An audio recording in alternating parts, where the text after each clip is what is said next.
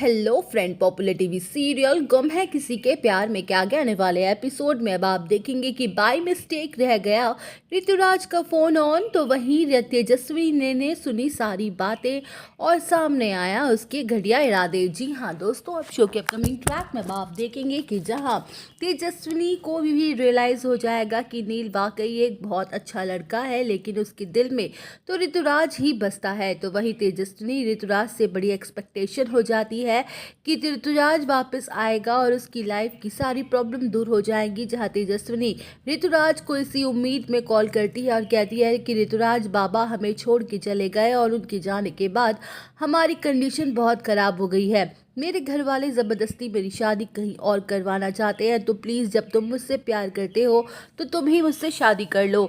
तो वहीं ऋतुराज शॉक्ड हो जाता है और कहता है कि शादी और अभी, क्या तुम्हारा दिमाग तो ख़राब नहीं हो गया? अभी मेरी और तुम्हारी उम्र ही क्या है?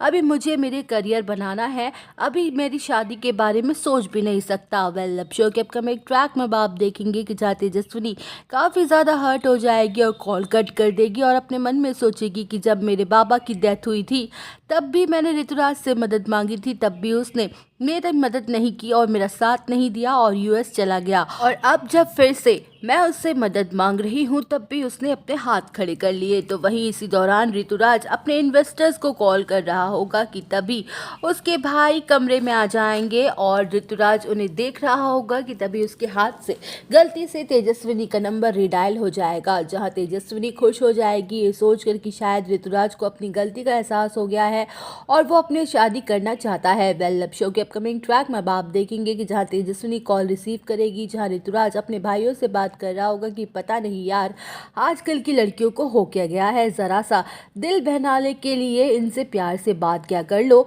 तो ये तो शादी के सपने ही देखने लग जाती है। ऐसी ही एक लड़की मेरी लाइफ में है, मैंने 2-4 बात उससे प्यार से बात क्या कर ली, वो तो मुझसे शादी करने के लिए मरे जा रही है।